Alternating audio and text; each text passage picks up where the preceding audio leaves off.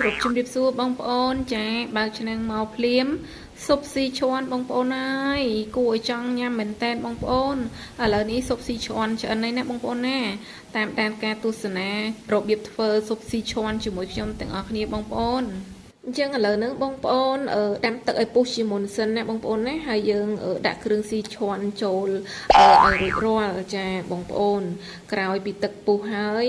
យើងក៏បន្ថែមទឹកដោះគោចូលណាបងប្អូនណាកុំភ្លេចទឹកដោះគោ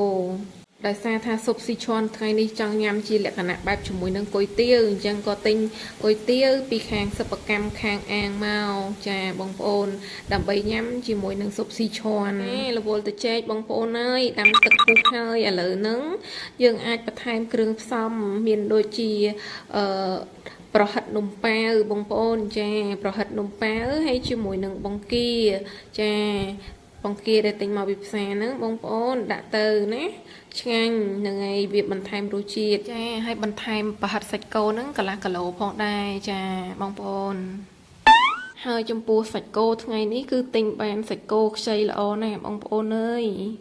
សាច់ផុយល្អញ៉ាំទៅឆ្ងាញ់ជាប់មាត់រួចហើយនាងខ្ញុំក៏បានលាយសាច់គោនឹងជាមួយនឹងពងមាន់ចាវាយបញ្ចូលគ្នាដើម្បីឲ្យវាចាប់ជាតិគ្នាបងប្អូនពេលដែលយើងញ៉ាំជាមួយនឹងទឹកស៊ុបស៊ីឈាន់របស់យើងនឹងទៅវាមានរសជាតិឆ្ងាញ់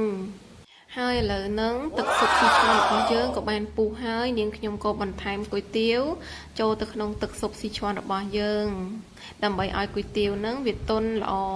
ឥឡូវហ្នឹងស៊ុបស៊ីឈាន់របស់យើងហ្នឹងចាប់ផ្ដើមឆ្អិនហើយបងប្អូនអើយបងប្អូនអើយមើលទៅតំណងឆ្ងាញ់ចាហើយទ្រាំមិនបានទេក៏ដួសដាក់ចានភ្លក់បន្តិចទៅចំពោះពុកម៉ែបងប្អូនដែលមានតម្រូវការក្នុងការទិញគុយទាវខ្មែរយកទៅញ៉ាំបងប្អូនអាចទំនាក់ទំនងទៅសិប្បកម្មខាងអាងបាន